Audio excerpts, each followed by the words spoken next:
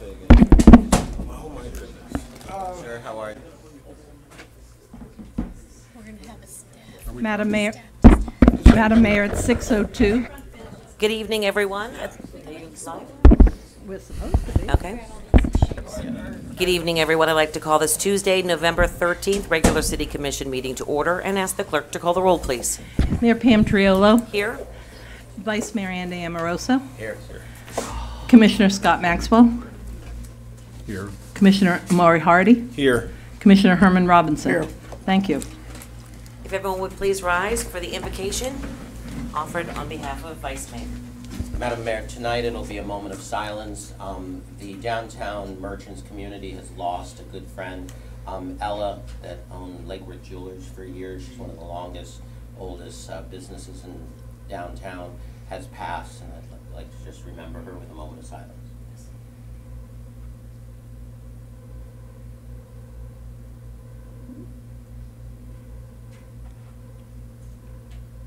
Thank you. Commissioner Robinson, would you lead us in the pledge, please? Okay.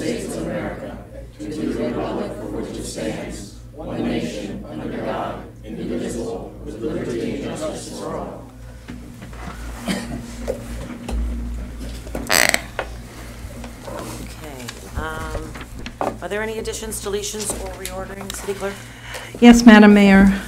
Carmen Vare from Palm Beach County emailed us this morning that he is unable to attend, and he would like to reschedule the meeting. So the item under new business will probably be heard on December the 4th. Okay. Then I'll entertain a motion to accept the agenda as amended. Seconded. Moved by the Vice Mayor Pro Tem, seconded by Commissioner Hardy. All those in favor state so by saying aye. Aye. All those opposed, motion carries unanimously. We're going to move on to our presentations. Remember also, everyone, I see some new faces in here. There are blue cards in the back. If you would like to talk on any item that is going on in your neighborhood or some things that you're concerned about, that would be under non-agenda items. If you'd like to talk about anything in the consent agenda, that would also be under the same item 7. So you have public participation to put a blue card up if you'd like to talk about anything that's going on in your world or issues that you have or anything on the consent agenda. And then if you have anything that's on the regular agenda, such as public hearing or anything later on in the agenda, you would fill out an individual card for that and just bring it right up here, and we'll be able to read your name out and call you up to have a moment. Okay, moving on to our presentations. We've got item 5A, proclamation declaring November 10th through the 18th, 2018 as National Hunger and Homeless Awareness Week. Do we have anyone here? The names are I'm in sorry. front of you. I know Marilyn and Matt and Kat. Yeah. That's. There we go. Come down here. Good.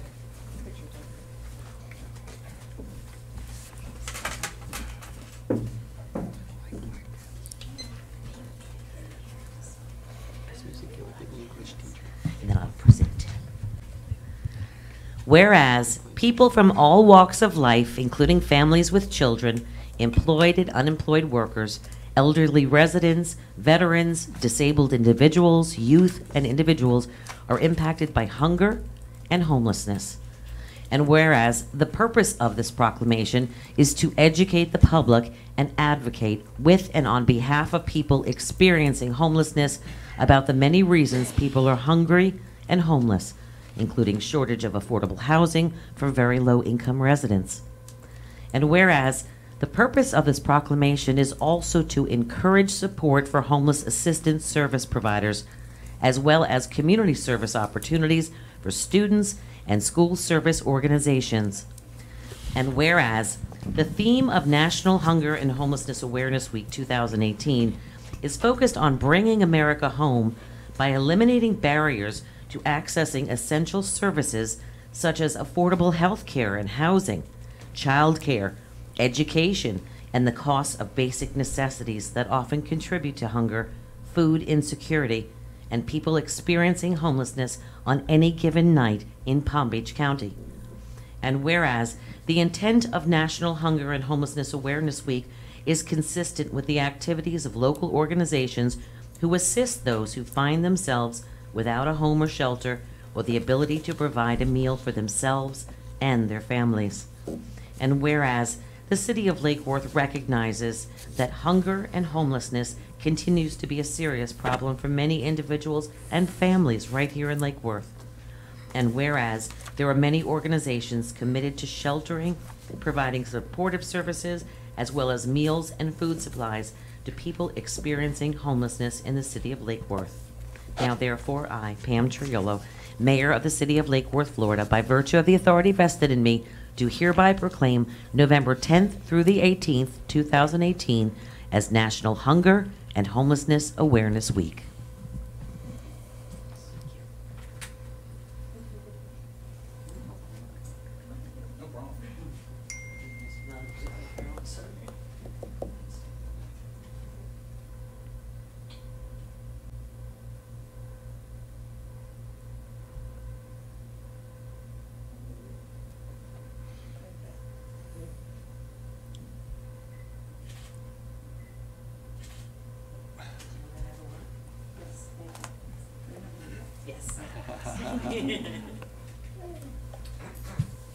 Thank you so much. Thank you, Mayor Triolo, council members. Thank you for this proclamation and for your support and acknowledgement, not just of Hunger and Homelessness Awareness Week 2018, but that hunger and homelessness continues to be a serious problem for many individuals and families in Lake Worth every day. The biggest challenge that we find is affordable low-income housing. This affects us all. And borrowing a line from you, for being a 7-square-mile city, you have certainly stepped up to the plate for providing the opportunity for truly affordable housing.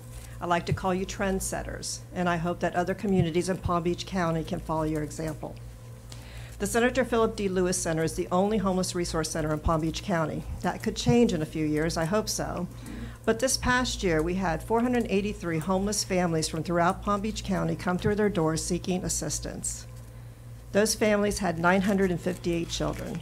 Now, the good news is there has been a slight decline in the number of people who are homeless. That decline is thanks to government entities such as yourself, thanks to businesses and corporations, thanks to donors, foundations, thanks to supporters and advocates, because you're all working together with the outstanding homeless service providers such as Adopt a Family, The Lord's Place, Gulfstream Goodwill, Palm Beach County Food Bank, the Homeless Coalition, the county's Human Services, and many others. We work each day to strengthen those who are homeless, who are trying to overcome these obstacles that are unsurmountable.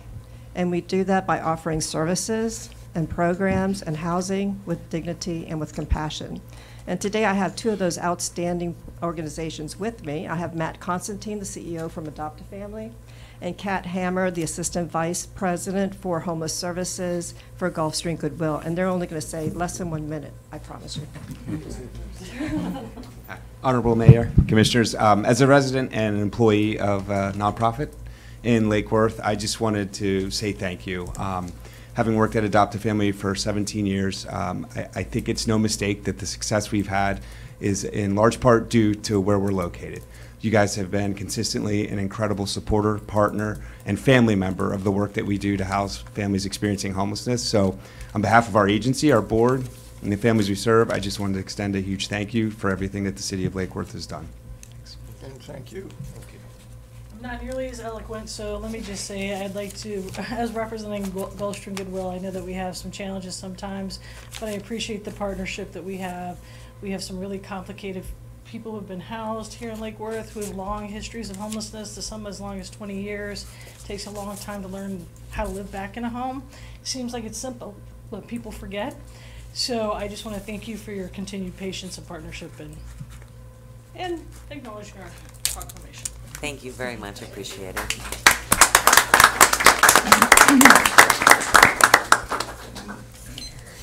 Okay, item 5B, proclamation declaring November 2018 as Retinoblastoma Awareness Month.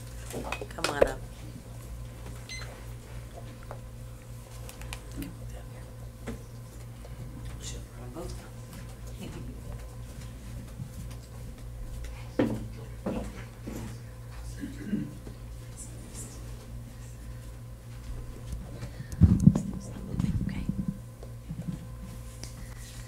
Whereas retinoblastoma, the most common eye tumor in children, is a very rare disease now occurring in 1 out of every 12,000 children.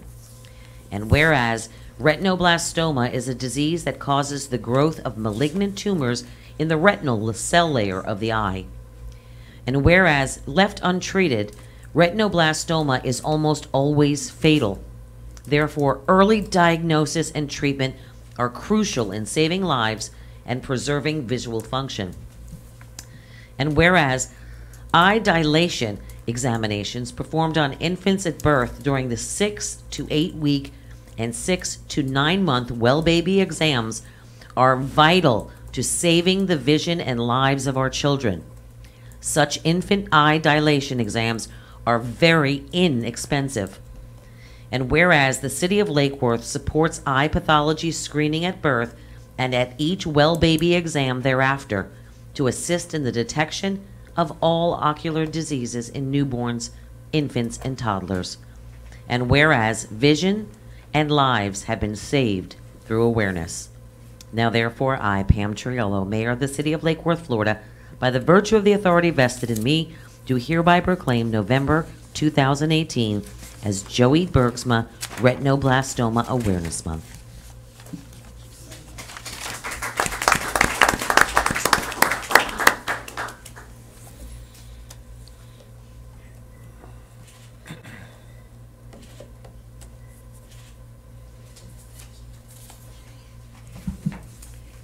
Thank you once again for understanding the vital importance of Joey's message.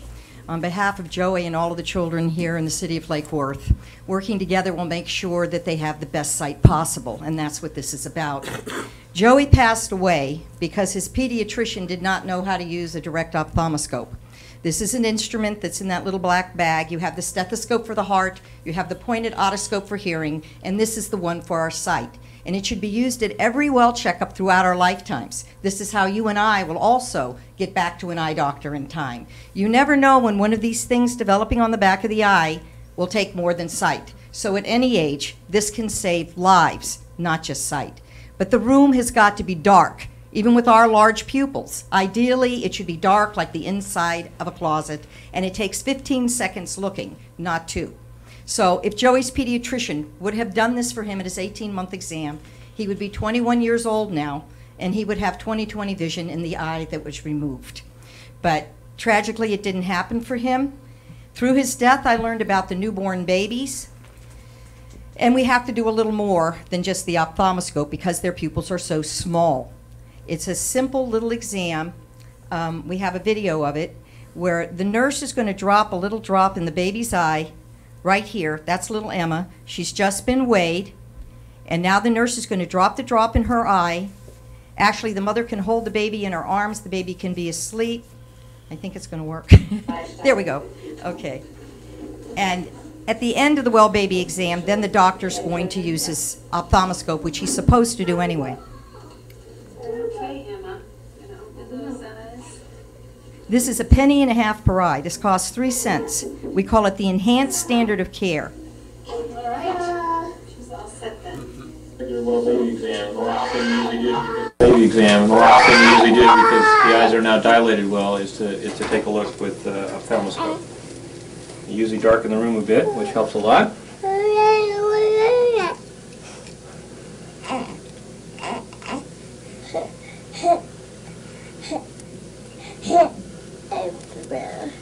And a girl. Yeah, you're cooking. No. And with dilated eyes, get a very good look at the red reflex in both eyes. And that's it. It's as simple as that. Trying to legislate ever since Joey passed away. I got with all of the big eye gurus across our country. We only have a handful of these special ophthalmologists that are qualified to remove the eyes of newborns, infants, and toddlers. And these are the men, the teaching doctors in all of the big universities across our country asked for this to happen within the first 2 weeks of life, at 6 to 8 weeks, and again at 6 to 9 months. So all 3 exams, you still get a penny back for your dime, and we get to save the sight and lives of these little ones. It's that simple. And when we mandate this, then we're going to bring back the standard of care, which would have saved Joey's life. Now, aside from that, there's certain things, there's certain clues that we all want to be alert to, and especially photographs. It's not the only one, but we have a 60% chance of photographing an eye disease in a child. Something else I learned the hardest way possible. Thanksgiving weekend, which is just coming up next week, I took Joey to the Boynton Mall to see Santa. And while he was sitting on Santa's knee, of course I took like 300 pictures in the mall that day, but this picture, there's an odd glow in his right eye. And when I was looking, I just thought, gee, weird reflection. It was many months, it was 8.5 months after this, that Joey complained of eye pain. At the time that I took this picture, in between his 15 and 18-month well baby exam, if I would have known to always be alert when a flash goes off, especially with children, if you don't get the red reflection, which is your retina reflecting the light of the flash, your pupil is open in the back of your eyes exposed to the light of the flash. So this is how we have this opportunity. If something is blocking that red reflection, you might get it. It's not a given by any means. You have a 60% chance. And in this picture, I photographed Joey's tumor right when it was starting to develop, but I did not know it. This picture would have saved his eye, his sight, his life would not have been jeopardized. But most importantly, if his pediatrician would have made that room dark at his 18-month exam, that is how we detect. But always make sure you get one of these little flyers. All of these other clues that we need to be alert to for our children from birth to 18, right here on this side. And everything that needs to happen at those well checkups until they leave for college is on this side. Read it and share it, because until we get this mandated, I'm afraid this is how we're going to continue to save the sight and lives of children. Sharing the information and trying to empower every mother in our city, in our county, in our state. Now, so thank you so very much. I know Joey's smiling, and I know working together, one day we will fix this. It will happen. It took 25 years for those hearing tests, and I keep thinking about those wonderful people that hit me in the lobby right in the beginning of this in Tallahassee and told me just hang in there. I never dreamt in a million. My 3-year plan, I was so sure it was going to happen. But, you know, things that are important, they're not easy to fix. We have to, even though this is an easy fix, it's going to be a long road apparently to getting it done. But it will happen. It's the right thing to do for our children. It's the right thing to do for all of us. So thank you so much, and have a very wonderful Thanksgiving. Madam Mayor. Thank you. May I ask Sure. a question? Pam? Pam. Pam? I'm sorry. So, Commissioner Hardy has a question for you. So you've been swinging at this in Tallahassee for a long time, trying to get this mandated. Yes. Can I ask, what have you run into up there that has made it difficult to mandate? Well, what is a 30-second test in total? Yeah, this is 15 seconds. This is supposed to happen. So it's like the 15 time that it each took eye. the nurse to drop that drop in is what we're mandating. That's just a couple of seconds to drop in the drop. And yes, she opened the eye and put it in, which takes maybe another second. The baby could have been asleep. We only need to get the eyelashes wet. That's all. This is a real, you and I can do this. It's not rocket science. But the word mandate is the word that scares the doctors. And that's why it took 25 years for the hearing tests. Prior to that, the PKU test, which we do for all the infants, I had a lot of nurses come into my presentations, to my CEU seminars, and the older they are, the more stories they tell me. And some of these older women have told me the horrible fight to get that PKU. Every facility in our country was overflowing with severely impaired people that could have had a normal life if we just would have done that PKU before they finally got it done. It took decades. So apparently when it comes, what we do in that well baby exam for those newborns, almost everything that's in that exam has been mandated. But in order to get that mandated, it took a lot of time. So it's some type of a precedent that was set a long time ago, and it does not make sense to me at all. And it's not about money, because when we allow a child to go blind, we say right in the beginning, this little boy on the poster here, Nicholas, has a refractive disorder. It was one of Joey's posters hanging down in Nick's Pizzeria in Homestead. I mean, he's in high school now with 20/20 vision. He had a refractive disorder that he would have been absolutely best case scenario legally blind. He would have cost us $2 million to get him through his life experience. His pediatrician wasn't making the room dark and using his ophthalmoscope either. But this is what this is about. For 3 cents, we give them their sight and maybe even their lives, as opposed to $2 million. And of course, in Joey's case, there's no amount of money that will ever bring him back. That's a different kind of a pain. So we want our children to be able to see. And we still, even here in our county, have teenagers going into the DMV to get a driver's license, and they're told they can't have one because they're legally blind. So that shouldn't be happening. And this instrument is very old. It's as old as that stethoscope. And it needs to be used just like a stethoscope. We call it the stethoscope for the eyes. You're not going to remember ophthalmoscope. Just remember, it's flat, it doesn't have a point, it's a stethoscope for the eyes. But yeah, Lauren Book, I'm sorry, I can hear the beeper. Lauren Book, Senator Book, came to me. This is a first for many, many years. And she came to me 2 years in a row to my table in Tallahassee during Children's Week. And she wants to take the bill. And her legislative assistant called me after last session. So they have the language for the bill. And we'll see what happens. Do you have an advocate in the House? Not yet, no. No. I was waiting. We'll see what happens. Okay. That's the hardest, of course, because they have a limited number of bills. I think based on where you live, and I know where you live, but your rep is either Mr. Jaquette or... No, it's Mr. Jaquette. It's Mr. Jaquette. Yeah. I would talk to him. I have. Okay. But anyway, okay. All right. Thank you very much. Thank you very much. Yeah, okay, thank you. Okay, item 5C, update on the East Central Regional Water Reclamation Facility, or ECR. Brian Shields, come on down. Thank you. Good evening, Mayor and Commissioners, City Manager, welcome back. Thank you. Far East. Very complex topic to talk about, so I'll try to boil it down to a nutshell. I do have a presentation. I ask you not to focus on that because it's very detailed, a lot of small print, a lot of numbers and all that, but it's really there to illustrate the complexity of how the ECR functions and how we fund its operation, its capital improvements and all that. The ECR is the East Central Regional Water Reclamation Facility. I've made this similar presentation to the town of Palm Beach and the city of Riviera Beach recently, as each of them had a lot of questions about the financing of the capital improvements. And the ECR over the years, for some of the commission members that really haven't been through the battles that have taken place, it's become a hot topic on occasion when various large capital improvements have to be funded. The biggest of those being the biosolids project. So what you see on the screen, again, like I said, I know it's in your backup package, but I've got a summary memo of how the ECR actually functions. The ECR was constructed essentially in 1977 under the Clean Water Act, mainly funded by federal fundings. That helped all of us entities out a lot.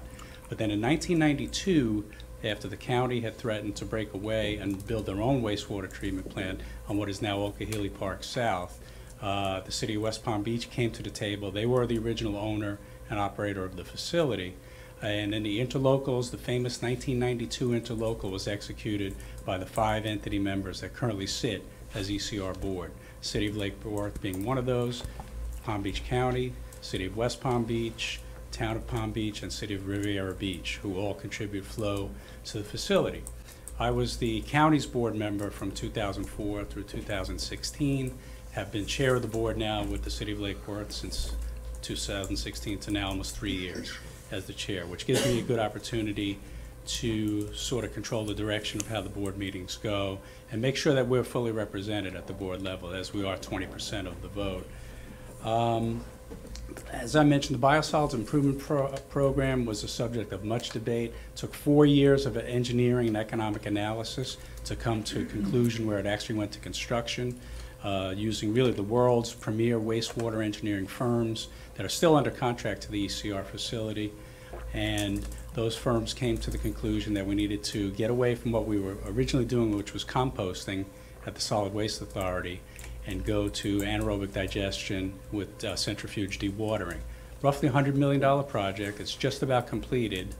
We floated a bond back in 2010, which each of the entities pay their fair share of.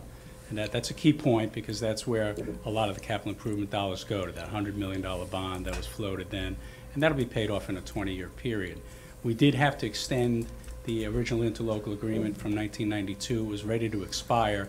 We extended that to 2030. So that agreement still extends through 2030 in its current arrangement, where each of us board members vote on board items, and capital improvements are based on your percent share. You need to have a majority vote, so 3 out of the 5 members have to agree, and we have to have greater than 51% of the vote to approve any capital project or engineering project.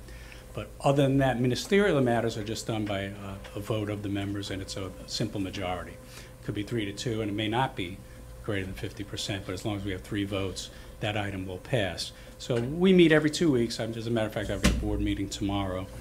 So as I mentioned, biosolids is the major topic. It's almost completed. It's ready for startup. Should be started up in December and up and running early part of next year. The analysis of that project showed we would ultimately save millions, as you mentioned at one previous meeting, Mayor. It will save us millions of dollars in disposal costs at the Solid Waste Authority, because the volume of solids will be dramatically reduced that's delivered to the SWOA pelletizer facility, subject of a whole other set of interlocal agreements. But in any event, it goes there and is turned into what's called Class AA fertilizer, and it's sold on the market as fertilizer and by a private company called NEFCO, New England Fertilizer Company, who designed, built, and operate that facility for the Solid Waste Authority. So again, a lot of complex agreements are in place, but the bottom line is that it was the best economic decision for us at the time, back in 2010, to go this route. I'll show you pictures of the facility under construction in upcoming slides. Now, on top of that, the Florida DEP stepped in a couple of years ago. There were effluent. The effluent is what leaves the plant, and in most cases goes to the FPL power plant on Southern Boulevard, the West County Energy Center, as cooling water, which is, again, a subject of a lot more complex agreements. But in any event, the facility itself started to exceed effluent quality and was in violation, so the DEP stepped in and issued a consent order to the facility just last year. So that consent order is another key factor that's driving some of the big capital improvements we've now facing, another $50 million worth of improvements, which we've floated a loan for at very good terms. The bond and the loan itself, we got great terms because of the financial strength of all the partners. So we got AA plus rating on our bond, and we got very low interest rate on the $50 million loan that was just floated this year for additional capital improvements. And those improvements include new headworks facility, new blowers, new aeration systems, new diffused air in the aeration basins, and I'll show you photos of those. And the reason is the treatment was starting to suffer, and that's after more than 40 plus years of operation and buildup of solids in the basins, that the time had come for improvements that we had already planned on, but we're doing a little bit accelerated schedule because of the DEP consent order. So that's really the root of the problems at ECR as far as capital funding goes and what we're faced with. And you'll see on future slides what we're dealing with in construction. Now the budget, the City of Lake Worth, as I mentioned, we fund about 20% of the operating costs, the debt service on the loan and on the bond, and then we pay what's called a 2% R&R contribution. And the point of that is that we assume these facilities will last for 50 years, which they roughly do. So 2% of the plant's value is contributed every year into an R&R fund, and that's set aside for routine R&R projects. Later on, I'll show you the capital improvement schedule, which includes all of those projects. So that's the funding mechanism. We pass our costs back to our sub-entities. That include all our surrounding neighbors, Lantana, Atlantis, South Palm Beach, Lake Clark Shores, unincorporated areas, the Palm Beach State College. A number of entities contribute in and pay their fair share based on their capacity of what we've got of the 20%. So again, very complex arrangements and all that. There was a settlement agreement that took place in 2011 or 2012 between the City of Lake Worth and all the sub-entities who at that time had contended that the city was overcharging. Turned out that was not the case, but in any event, the settlement agreement was executed, so we operate under that agreement with all of our sub-entities. And we meet with them routinely. They approve the budget as well as after the ECR board approves it. We approve it every April or May. Then we go to the sub-entities and they take a vote in June to make sure that we're all on board with the overall operating budget. So the budget has gone up, as I mentioned, because of the 2% contribution. The value of the plant has increased by $100 million with the new biosolids facility. And then the operating costs we held the line on, so they're pretty much stable over the years. and in fact, in the future years will go down because of the solids project. And then we've got this additional $50 million worth of improvements we're facing in the short term. So Melissa, if you could show the next slide. There you go. That is the ECR facility, aerial shot, courtesy Hazen and Sawyer, our plant design engineer. To the bottom of the slide is Florida Turnpike, heading to everybody in this room, I'm sure, has driven at some point to Disney World and past ECR. It's between Roebuck Road and 45th Street, just south of the Solid Waste Authority landfill, but on the east side of the turnpike. The big basins in the middle, those are the aeration basins I spoke about. Those are all under reconstruction with new diffused air systems. The circular basins are clarifiers. They take the solids out. The facility on the right side of the screen, that's the FPL Reclaim Production Facility. It takes all the effluent from the facility, sends it out to the West County Energy Center 19 miles away. We pump it, and it's used for cooling water at that facility. And then up on the left side of the screen is the biosolids. So, Melissa, if you can go to the next screen. There you go. Now, this is the brand-new biosolids facility, $100 million worth of investment, sitting right there, ready for startup. The contractor's putting the finishing touches on the instrumentation. So that is a good overview of what we had to build to meet our regulatory requirements for solids disposal. Okay, next slide. It shows what we go through at the board level every month is an analysis of where we're at financially on the project. As I mentioned, just virtually completed at this point. Just about at budget, we've had about $5 million in change orders. A lot of change orders due to working on an existing site with a lot of unknowns, a lot of underground utilities, a lot of operational issues to keep systems running while things are under construction. It's not easy to do.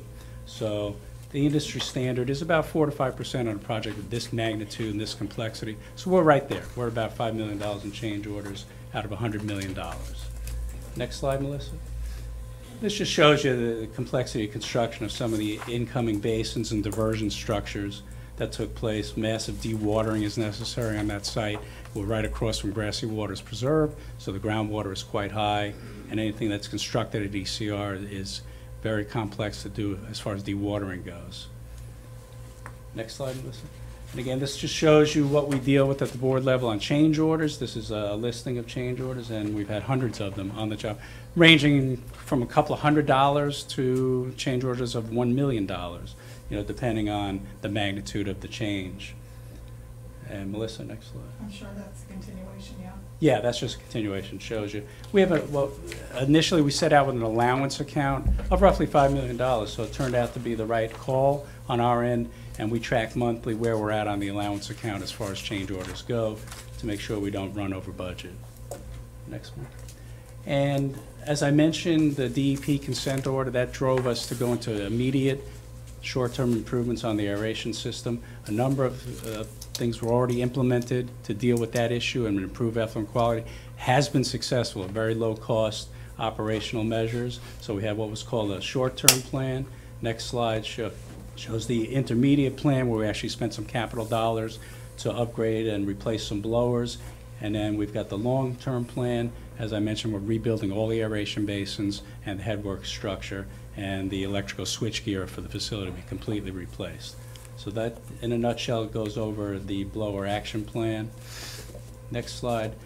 Again, to show you how complex this operation is, there's so many different budget components that go into it. Each entity pays their fair share based on their capacity, the percent of total flow. We have operating dollars. We have money that goes towards the county's reuse facility for FPL. We have the 2% contribution I mentioned based on plant value for just long-term R&R projects. And then we've got what shows you the amount of increase or decrease, and as in last year, a big increase due to the $50 million loan. Next slide. And again, this is a breakdown of the flow charges that come to each of the entities. We pay that every month, and then at the end of the year, that gets trued up by the City of West Palm Beach's Finance Department. And in most cases, we've overpaid and we get a credit back, and that goes into future R&R contribution.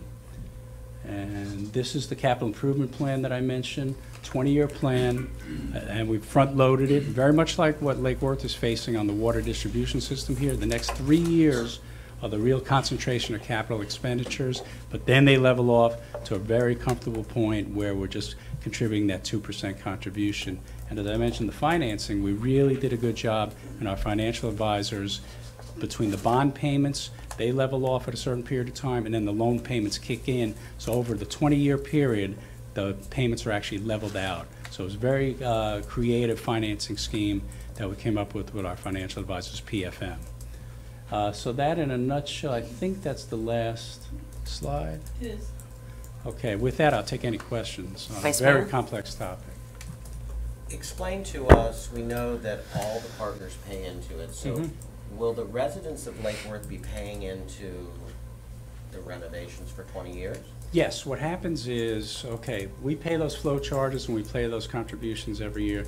Then we distribute those costs down to our sub-entities. So each of them pay their fair share.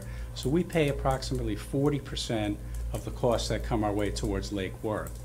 That is factored into the local sewer rates. So when we calculate, our finance department and Stantec, when they did their financial modeling during budgeting, they take those numbers and they crank those back down by formula into how that affects the local sewer rates. So the local sewer rates are paying into this contribution. So on our bill, you Mhm. will see the sewer rate fluctuate, or you've seen it go up? You've seen it gone up. This year it went up, I think, it was 7.5%. But you'll, as I mentioned, after the 3-year heavy capital contribution, that'll level off. So for the next 3 years, will it go up more? It'll go up more, but at a lesser rate, probably in the range of 5%. And then we're looking at, as the Stantec model showed, over the next 20 years, probably 2% per year at So that that's- point as costs level off. That's what the residents are seeing as Yeah, a pass-through charge, which Mhm. looks a little higher on your bill. Correct. And none of this is reflected in the fuel charge? No. So what would the fuel charge? Well, we don't have a fuel charge on the sewer bills. Okay, but on our regular bill, there's a fuel. On our That might be regular on the utility. electric side. Electric That's on the electric utility. So Yeah, there's none no of this fuel charge pass-through on is water or on the sewer. fuel charge. Okay. Right. Commissioner Robinson? I just want to thank Brian for all the professional involvement with this complexity and on top of the road program you're doing. But simply, how is it proportioned when you talk about proportioning it over the towns that are involved? Mhm. What's that based on? It's based on the Population? amount of flow. No, based on the amount of flow contribution, the capacity that we own. And So you as I measure- said, the original, the 5 entities in ECR, we have 20%. And that of the fluctuates? capacity. Doesn't fluctuate. That's locked in. The only time that changes is if someone were to purchase additional capacity. Now, for example, that just happened with the town of Lantana. At your last commission meeting, you guys approved an agreement where Lantana purchased more capacity for us. They needed more for the Water Tower Commons project. So they purchased some of our capacity. That'll shift some of our costs onto the town of Lantana out of that pie. So that was a good move on our part to sell them capacity. But that's how it is. Each of us has a percentage of the flow capacity, and then that's what each entity and sub-entity pays as out of the capital charge. I'm pretty simple. So flow capacity is just, let's just say. Million gallons per day. So we have 11 Regardless and of a half. how many, whatever the flow is. Right, have- but the flow charges, there's many separate charges from ECR, but the flow charge is based on the actual flow. So we meter the flow that goes into Okay. ECR. We estimate every year what it's going to be, and we always overestimate. Then we pay that flow charge based on the actual flow going through the meter, and then at the end of the year, it's trued up. And that's how you proportion out the cost? Yes. And so when, in the settlement last month, Mhm. that was the responsibility of one entity, though, not the entire group. No, the whole group got together, the state auditor But general. the maintenance wasn't, There was a dispute between the sub-entities and the city of Yeah. Lake Worth at that point in time, and that ended up going before the state auditor general. And they ruled, in fact, that most of the entities were not overcharged, and some of them actually owed the city of Lake Worth money, ironically, but including the one that initially filed the lawsuit. But in any event, that settlement agreement locked in all the sub-entities into their share of capacity. Question for you, Yes. Brian. So when you look at it, I mean, first of all, how many sub-entities are there under us? Like, so who's purchasing from There's us? 9. Palm Springs, Mhm. Lantana, South Palm Beach.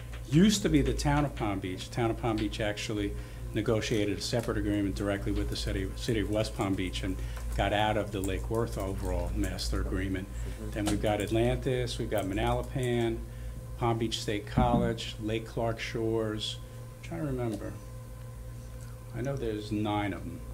But in any event, it's all our surrounding neighbors that each have a share of the ECR capacity. Do we have more people under us, say, Yeah. I was just wondering how a Yes, city out of of 7 that square group, miles we could are the have? largest, right? We have about 40% of the sub-entities agreement. That's, I was trying to figure out how we got to be so high up there in a city as small as we are. Yeah. Next to them giving 20%, so I was just looking at that. The other thing I have, what did the ECR members do to budget for this, knowing you said every 50 years, so we knew that there was going to be issues with maintenance.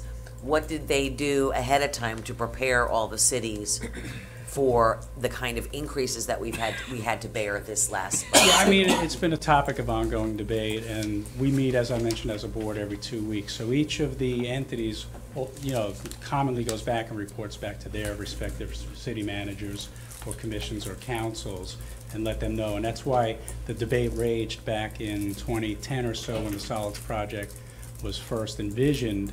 There was a lot of debate at many of the I had to go before a number of the city commissions at that time and explain the project, why it was being done, how the economics worked out. So it's been an ongoing topic, and every time the flow charges go up, there's also static that you get from various entities, and that's why I mentioned Riviera Beach and the town of Palm Beach. I've presented before those commissions and councils quite a few times over the years. And we talked about selling the capacity like we just did, so authorize the capacity sale to Lantana. Yes. Does that, because we didn't know that they were going to request a capacity purchase from us, does that make our budgetary numbers look any better? Yes. In regards to, okay. Yes, that shifts our share of the capacity charges and the debt service.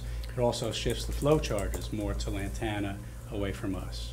Okay, and that is it an amount, I guess we can discuss it the next budget cycle, but is it enough to make a dent in possibly not having to raise those rates as much? It'll help a little bit, yeah. It was roughly $150,000 worth of capacity they bought from us. It shifted a certain percentage, and that'll reduce our overall charges. You know, it may have a little dent in the rate increase for next year. Okay, just this one was hard. A lot of people are noticing this one more so than any other charges in their tax bills, so just want to be able to Yeah, well, they explain. go up 7.5%, which was more than the water rate increase of Correct. 3%. And, you know, as I mentioned, we expect that to decrease over the next 2 years and then drop down to really comfortable 2 or 3% per year. Well, most people that analyze it, that have some sort of knowledge at rate hikes or rate structures will know that more than a 2% increase is, in their book, a lot. Right, when utility charges nationwide are really going up. So when you look at 7.5%, that's really comfortable compared to what some of the bigger cities are facing. I totally know that. nationwide. I'm just Massive increases. Okay, sorry, Commissioner Hardy? I'm sorry, just one point of clarification. Excuse me, I have a head cold, so I'm trying to stave Oh, off a sneeze here. I need a guard over this microphone, like maybe a secondary one. But the money that you're spending right now on these capital projects are money that you were basically planning to spend in the future, but you just had to accelerate it. So we're seeing a larger bump earlier than we thought, and it's basically going to trail off in the future. Okay, and the catalyst for that was the fact that the Florida Department of Environmental Protection, FDEP, the other agency has been in the news recently, so it's on my mind, is basically asking you guys to get your environmental act together. And you were going to do this stuff anyway, but you have to do it now. That's correct. We had to Okay. accelerate it, particularly the blower project and the aeration basin conversions. They would have been done anyhow. They were shown in the 20-year capital plan, but in further out years. We were forced to do them sooner under consent order before we got to a consent decree. If they go to consent decree, then you're mandated to actually do it with the cost like Miami-Dade is facing right now, and billions of improvements. But we took the proactive step of getting them moving, and that staved off any fines from the DEP. Okay, so these are costs that our residents would have borne anyway, but unfortunately they're having to bear them now as opposed to smoothly over a longer period. Right. Again, we expected a 50-year life out of some of these components, and some of them lasted 40, 42 years, which isn't bad, thinking about a piece of mechanical equipment that's under heavy stress in a very corrosive Okay, I appreciate the clarification. Thank you. Okay, Thank you very much, Thank Brian. you. Appreciate it. Thank you all. Okay. Thank you. Thank you, Brian. Really. Thanks for the poop. I thought I smelled something funny. I couldn't resist. We I all didn't do know one. Scott Drury. All right, Commission liaison reports and comments. Commissioner Hardy, why don't you start us out? Oh, gosh. Okay. Well, I believe 3 of us were at National League of Cities. It was very interesting. Lots of things happened there, lots of opportunities for education. There were 3 things that I'll just note based on that. The first thing was there was a presentation from the National Association of Apartment builders, owners, about cities meeting their housing demand. I thought it was very interesting. It gave elected officials an education on the way that cost of construction impacts the viability of housing in your city and the various things that local governments do that sometimes add, perhaps unnecessarily, to the cost of construction for some of these projects. The other thing was there was a very interesting presentation on addiction in small cities. And, you know, what I'll say is I was watching, Madam Mayor, a lady from Natchez, Mississippi. And, Natchez, Mississippi. And she was basically saying that she has asked her legislature for quite some time to create a mental health substance addiction facility in Natchez. Now, if you live in Natchez, the nearest one to you is 60 miles, right? So there's basically nothing for you if you have opioid addiction in Natchez and if you're indigent. And it reminded me of Palm Beach County.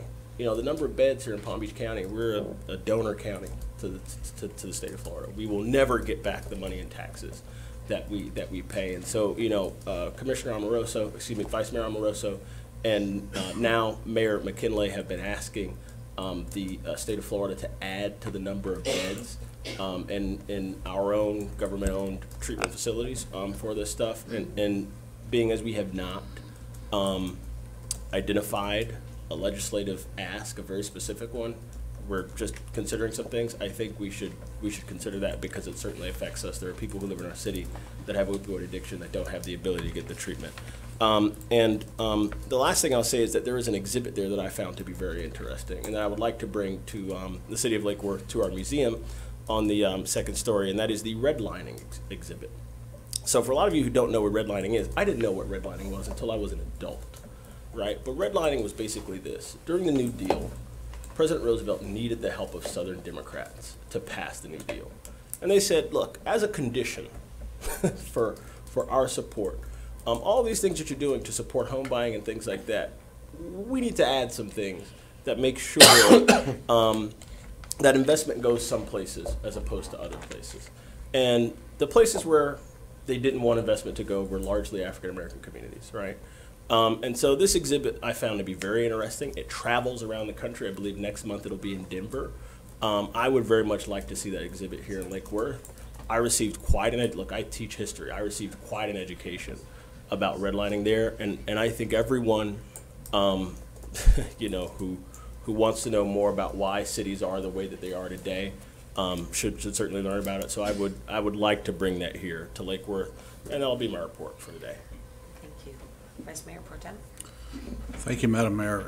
The one takeaway that I got in Los Angeles was really a reaffirmation of something we've already started talking about here in Lake Worth, and that is we have got to be very, very proactive and very much on top of the census for 2020. Okay, we've talked about it now for the last couple of years, and I know the city staff has engaged the Census Bureau on some level, but you know, we really missed out on an opportunity in 2010, and I'm hoping that we won't you know, miss the opportunity here in 2020. It is so vitally important that we have an accurate accounting of just where we stand in terms of our population for a variety of reasons, most of which centers around funding. You know, our ability to receive funding in various sources, particularly CDBG funding as it relates to its accessibility to us, and instead of having it pass through the county and going through all the hoops we have to go through.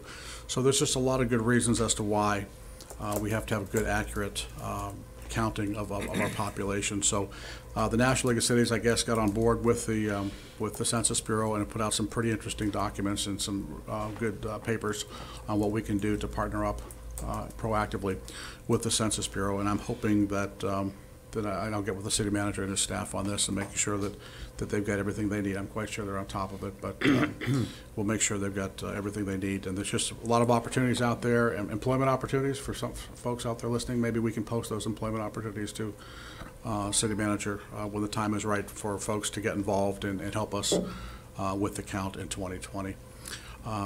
So basically, that's really all I have, other than I want to wish everybody a happy Thanksgiving. I guess we won't have another meeting this month. We're getting to that time of the year where things just happen fast and furious, so let's not be too busy to remind each other about the holidays and why the holidays exist, and that we all have good times with our friends and family. So happy Thanksgiving to everybody. We'll see you in early December. Thank you. Commissioner Robinson? I want to welcome all the people that were absent for a few days, and more than a few days, back to Lake Worth. Went to the school board meeting, looking forward to the next one. Very productive. I was glad that we had it, so thank you for all those that made it happen. 700 kids were doing a 5K in Bryant Park for Education Heroes, and it didn't seem like it was very well publicized in Lake Worth. Had a great Veterans Day parade and ceremony afterwards. I wonder whether that was publicized enough. The bonfire on Friday night was packed. It was fantastic. And I can't say enough about Leisure Services Department that makes the vet parade happen, makes the bonfire happen, and does the block party. We had a merchants meeting with the J Street and Lake Avenue merchants, and they had a lot of good positive input. Communication, it always comes down to the importance of communication. And they got some information on the benefits of the block party. So I'm looking forward to the next one. It's going to be bigger and better than the first two, the first Friday of each month.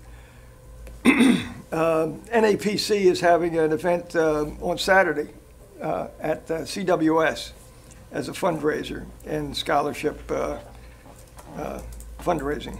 I don't know if maybe you're, okay, thank you. December 1st at 11:30, the pool will be open. So I hope everybody that has never been there and has an interest in the pool or has an opinion about the pool. There's probably some people that have an opinion that really have never seen the pool. So I would invite the public to December 1st, 11:30 at our casino park pool. Looking forward to more conversation about shade trees in Lake Worth. We tried to do vacant lot conversation and palm tree mix, and neither one need to come back. And I look forward to more shade trees in Lake Worth. The census was mentioned, and it is important in terms of fundraising, but or fund distribution, but in fact, it's more important to gerrymandering in the country. Gerrymandering is a cancer on democracy, and when politicians can choose the voters, it certainly is a point of order. I understand. Do you want to yell at me? No, I'm sorry. I didn't mean to yell, but I am certainly I know. trying to understand why I can't mention gerrymandering as a issue to voting. It's less about one's own opinion as it's reporting as to what has happened in your community and what you've accomplished this week or these months or whatever. It's, if you want to open up an agenda item and talk about it, I'd be more than happy to consider that, but this is just not the place for it. I was talking to the public. I understand. Any more? Yes. I want our nation to understand that when politicians can choose the electorate, we've got a problem. That's not the way it was supposed to be. I want to commend Mark Stivers and PBSO for showing up at South Palm Park. We've got issues in South Palm Park between Federal and Dixie. I don't want to get into specifics, but I was in the neighborhood between 6 a.m. and 8 a.m. this morning, and had 4 separate incidences of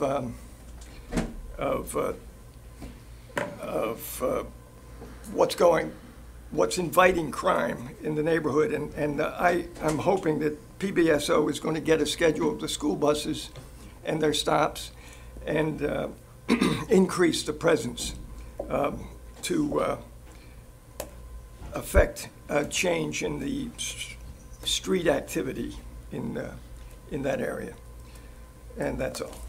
Thank you. Vice Mayor? I won't go on. Alrighty then. I too attended the National League of Cities. I sit on multiple boards. One is the Economic Development Board. And again, some of the topics that we're bringing forward to the National League of Cities is the 2020 census. Commissioner Maxwell was spot on when he reported that the 2020 census is one of the most important things. I've been talking to the Peace Group that will at some point come and do a presentation on something that they may be able to help us with, which is the 2020 census. Also housing, and people also mention affordable housing. I like to call it more sustainable housing because affordable housing or sustainable housing looks like something different as you cross across America. It's very different in the city of Lake Worth, and it could be argued that we have enough affordable housing. I think we may have enough affordable housing, but not enough sustainable housing or substandard. We have a lot of substandard housing. So I made mention that we need to look at that. Also, Commissioner Hardy was spot on when he talked about when I sit on the Sober Home Task Force and we talk about the opioid issue, it all comes back to housing. And when we met with Lois Frankel, she said, if there's one thing that I can help you with, what would it be? And I said mental illness.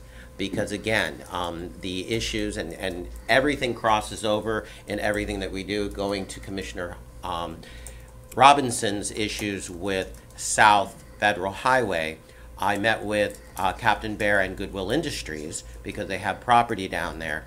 And the HUD model, and when we talked to Dr. Ben Carson in Washington, we addressed this also. The HUD model says give them housing. I argue that just giving someone housing does not take care of the issues, the prostitution, the drug issues, the mental illness. How do you feed them? How do you get them jobs? So I think our mission is flawed.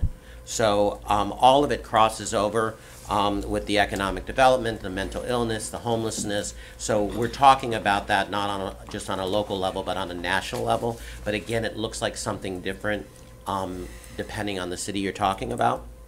I'll be traveling tomorrow on my birthday to the Florida League of Cities in Orlando. I sit on the Transportation Board and also the board for the Florida League of Cities. So I'll be doing that and bringing back that information. I was very happy to meet with and speak as a guest for the College Park Neighborhood Association.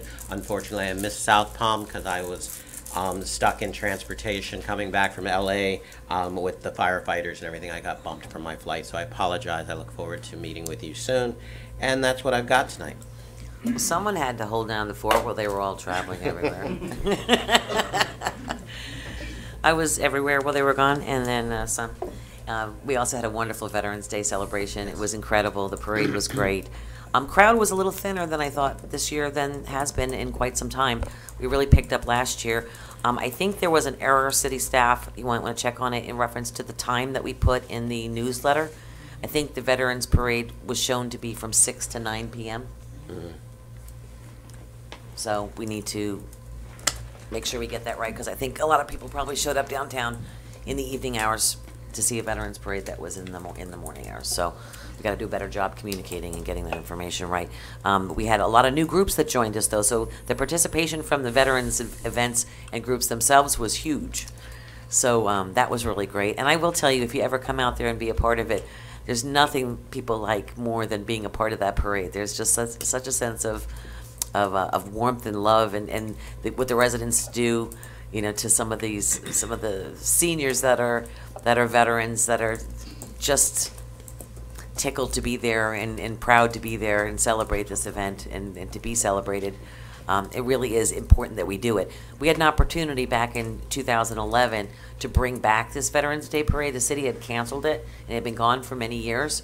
And I'm just happy to see that we honor those who serve and let them know that they're not forgotten. You know, now that we've got television, it's not like the old days where they'd have ticker tape parades when people came home from war and these and things. These people get forgotten a lot of times. They go off and serve the country and then they come home and they're forgotten.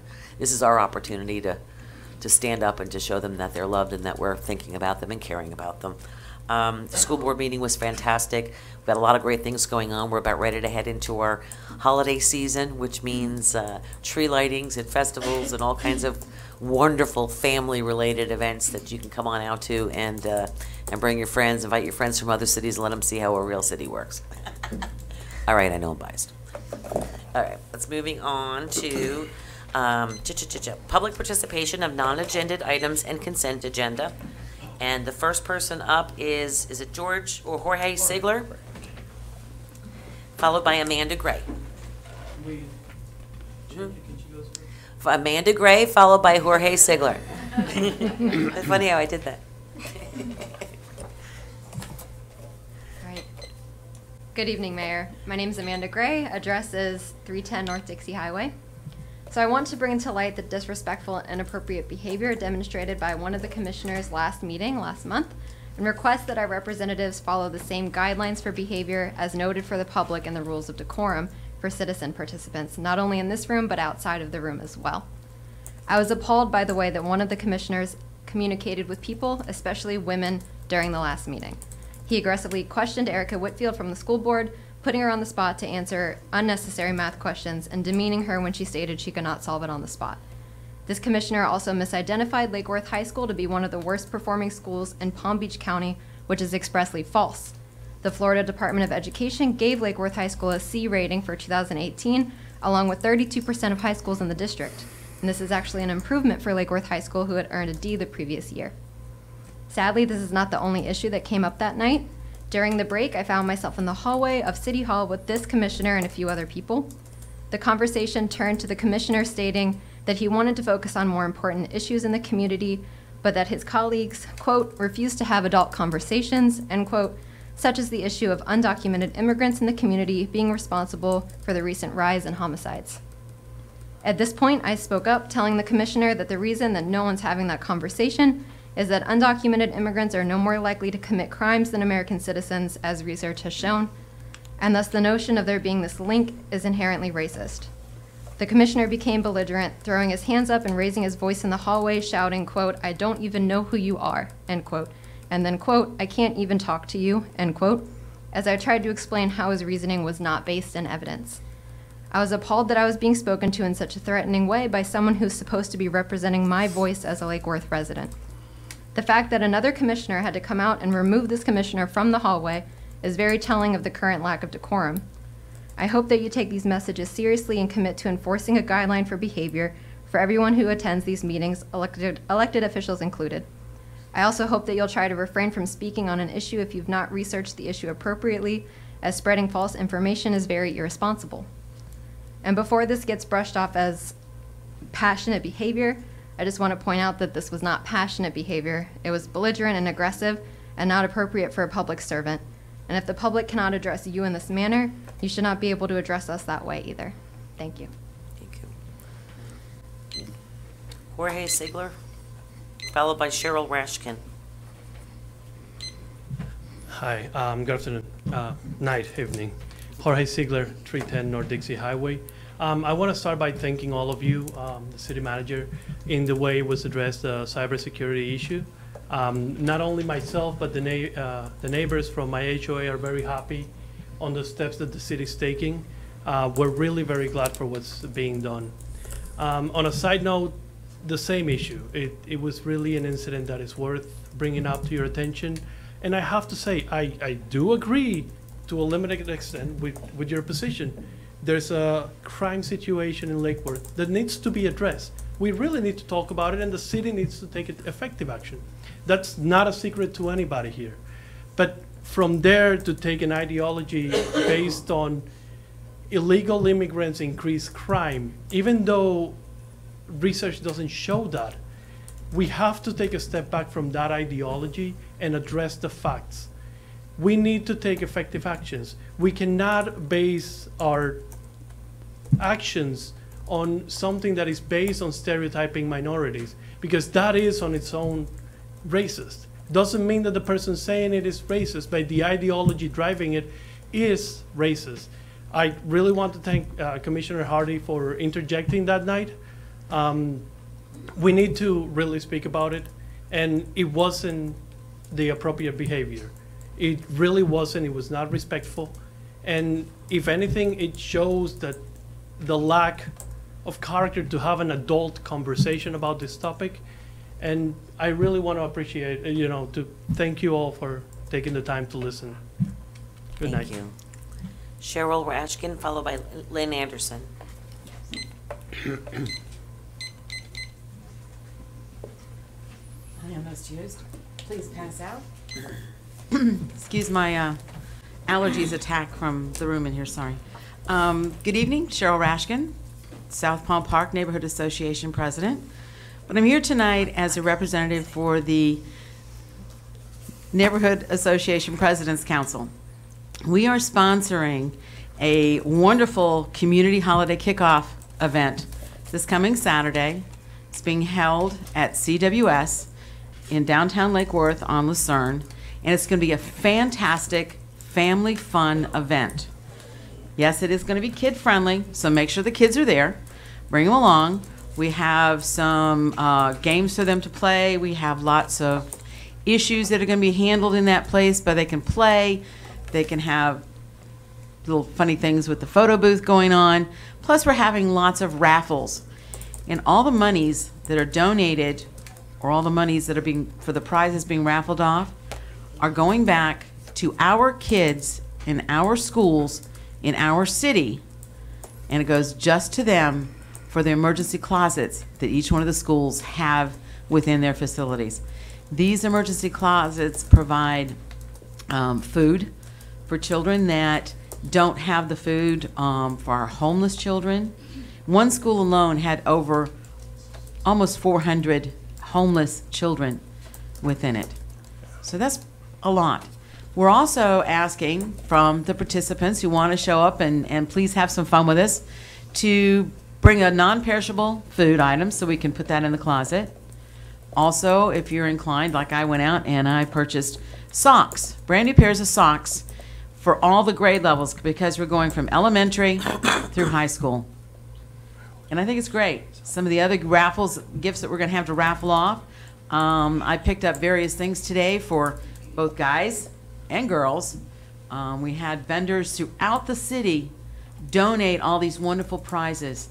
We've had the homeowners associations garner funds from their events to help support this cause. The city has come forward, and thank you very much, with a round for 4 of golf for free. So that's just one of the prizes that we have to raffle off. So it's going to be lots of fun. It's a great event. We've passed these little flyers out. You'll see some of the posters in the various windows throughout the community that have garnered the gifts for us to raffle off. So please come out, have some fun, spend a little bit of money, and know that all of it's going back to the children in our community. Thank you. Thank you. Lynn Anderson, followed by Anna Maria Windisch-Hunt. Lynn Anderson, 2204 Lake Osborne Drive.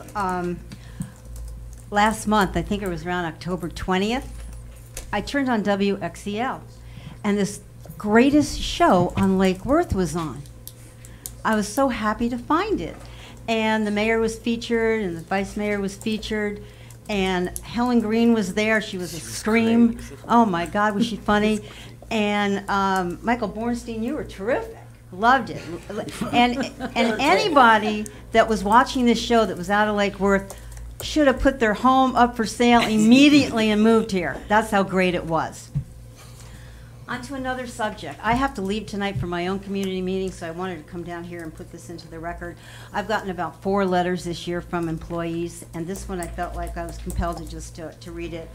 And it goes, I am pleased to tell you that the Lake Worth Power Plant has been running a couple of weeks all day and night, unlike the perception that many people have. The dedication of these employees is phenomenal, even though they are in a midst of downsizing due to employee retirements. These same employees have been told that they are unqualified at their jobs and that this plant will be closed at some point. These employees are an asset for our fine city and need to be recognized for their dedication and service. Please help change the negative perception that citizens may have of the plant and the employees. And I've always been a believer that whether it's public or private enterprises, that the employees are the lifeblood of any organization. So there is a morale problem going on again. This is the 4th letter this year that I've had. So I'm a little concerned about that. And also being told that the plant's gonna close, we don't know anything about that, you know? So, so it just seems that we have another problem. And I just wonder if it's Siemens, you know, maybe, you know, I wonder how that's working out for the city with the $23 million investment we put into Siemens, because they've probably been taking some of these jobs, I'm not sure, but that might be part of it. And the last thing I want to say is that commissioner is not racist, okay? Thank you very much. Thank you. Anna Maria Windisch-Hunt. Good evening, commissioners. Sort of sad to be here today. I had something else I wanted to discuss. I just came from a CRA meeting. Now, I've always stated that I wish you would have them on a different night. Right now, you have just as many people at that meeting as you have here. And what I heard just blew my mind. They went into an agreement with one of the artists. He spent over $10,000. He had an architect, he's prepared, he has a funding financial partner, and they reneged on that contract. I couldn't believe it. I mean, this is a city contract, I imagine, if it's the CRA, and they talk about community. No one knows the art community better than an artist. And if they have a vision and they told them to go ahead, they should have honored that. And I was so angry because my husband and I moved here because we had promises. They didn't come through. Okay, no problem. But they haven't changed their MO. They're sitting there. And then at the very end, even though that the young man who had the plans with him and everything told them he had proof, he had the dates, he had the agreements, the attorney said to him, "Do you have proof? This is so egregious." Are there any more comments? Okay, seeing there are none, we'll move on to the approval of the minutes. I'll entertain a motion. Moved by the Vice Mayor Pro Tem, second? Second. Seconded by the Vice Mayor. All those in favor state so by saying aye. Aye. All those opposed? Motion carries unanimously. Consent agenda? So moved. Moved by the Vice Mayor Pro Tem, Seconded. seconded by Commissioner Hardy. All those in favor state so by saying aye. Aye. Aye. All those opposed? Motion carries unanimously. We're going to move on to our public hearings. Hold on. Where's my quasi-judicial? Okay. City Attorney, would you read the ordinance into the record, please? Thank you, Madam Mayor. Ordinance number 2018-17, an ordinance of the City Commission of the City of Lake Worth, Florida, to amend the official zoning map by approving the creation of a mixed-use urban plan development district located at 1601 North Dixie Highway, consisting of approximately 5.48 acres, as more particularly described in Exhibit A, that is located within a mixed-use Dixie Highway, zoning district with a future land use designation of mixed-use east. That includes the specific development standards as further described in Exhibit B. I need to get a sip of water. Sorry. Okay. Sorry, approving the application to participate in the Sustainable Bonus Incentive Program, approving a major site plan. Well, take a break. Thank you. Need some water. Are we stressing you out? You are. She's never done this before. Approving a major site plan for the construction of a mixed-use development consisting of 230 residential units and 9,700 square feet of commercial space, providing for severability, conflicts, and an effective date. Can you read that again? No, I'm just kidding. You might need a longer drink this time. I'm just kidding. Do we need a motion? Okay, did the commissioners have any ex parte communications to disclose? Starting with you. No, ma'am. Oh, I take that back. I messed up the last time on this. I messed up the last time on this one. I did speak with these folks many months ago, but I don't remember where they were in this process. In fact, I think they weren't officially in the process, but I did speak with them way back in the day. Okay. I've spoken with the two principals of the firm several times, but between first and second reading, we've had zero ex parte communications. Okay. I too have met with them, but not between the first and second reading. And likewise, before the first reading and not since the second reading. I don't think I ever met with you guys. long time when you first, before you even started, right?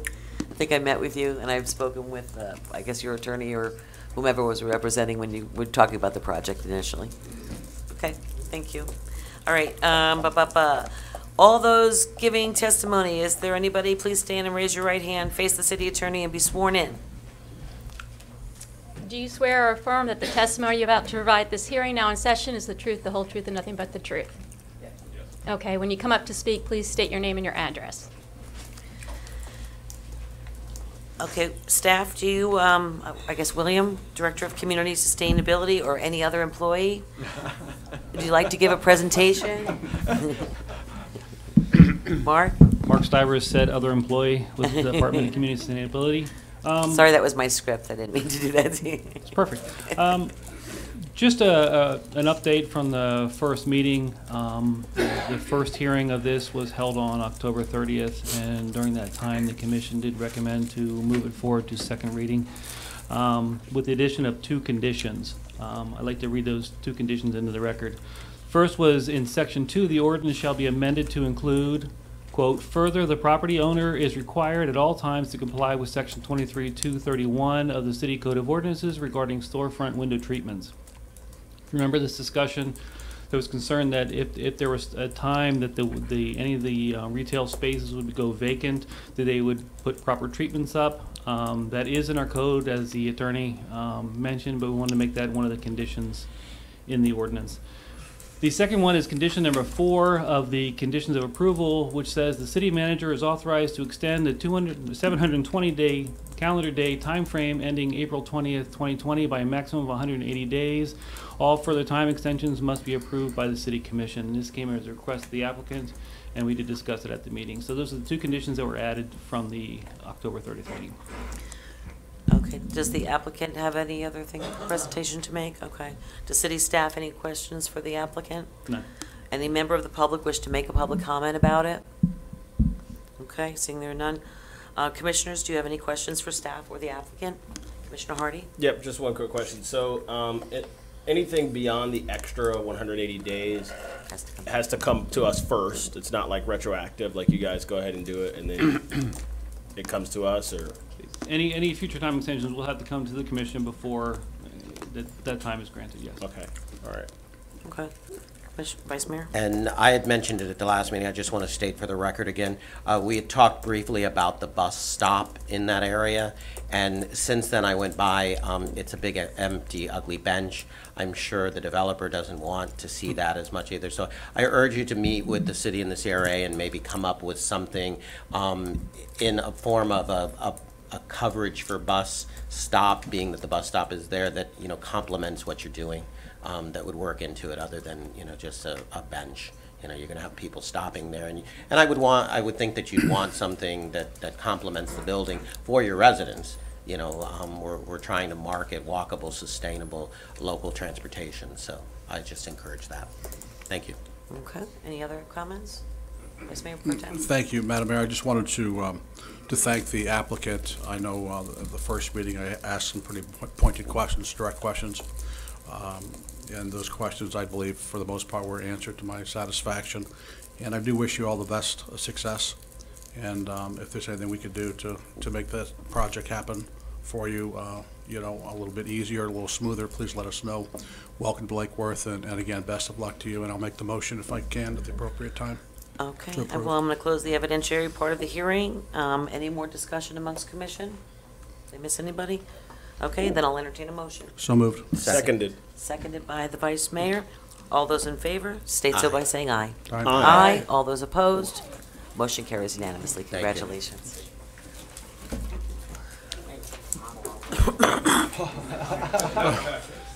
Okay, if you guys remember, the new business item was removed from the agenda because the person who was presenting couldn't be here. So we'll move on. We've got one item under the Lake Worth Electric Utility consent agenda. I'll entertain a motion. So moved. Second? Second. Motion by Commissioner Hardy, seconded by the Vice Mayor. All those in favor state so by saying, oh, I'm sorry, is there any, that was on consent agenda. All those in favor state so by saying aye. Aye. All those opposed, motion carries unanimously. And we are on to our city attorney report. No, thank you. City manager. I Your just- 14-hour time difference, are you, I Yeah, can't believe your I eyelids are still apologize. open. I was having a hard time. I'm still 14 hours behind on my schedule, but traveling, I got a chance, my wife and I, to go to China, and you know, you read things and you hear things about places like that, and it was an astounding trip. The people there were actually very nice and warm and welcoming. You're talking about urban planning. We were leaving and driving from the port into Shanghai on an 8-lane road, and it's new. And there's people busy sweeping. They have like a crew of 10 people sweeping with those, you know, those brooms you used to make out of branches on this real modern highway. That's how they were cleaning the road. And every mile there would be a turnoff, and about a half a mile in the distance was about 8 to 10 super high-rise buildings of housing, and they were just dropping these things every mile or so, which would be big cities.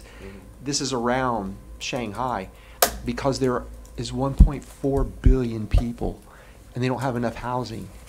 And it's just crazy. And I could go on about some of the things I saw in the city. The cars, they were all American and European.